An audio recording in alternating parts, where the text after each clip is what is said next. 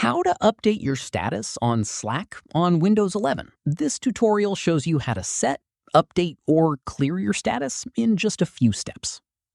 First, open the Slack app on your Windows 11 PC. After that, click on your profile picture at the bottom left of the screen. Let me show you. From there, click on Profile from the menu.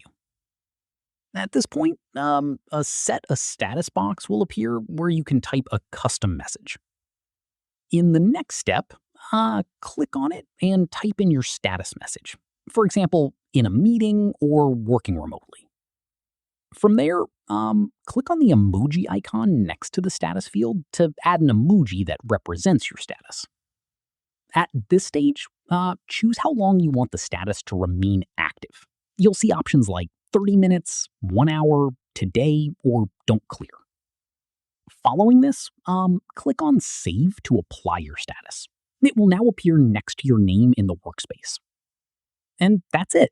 If this guide helped you turn your status on or off on Slack,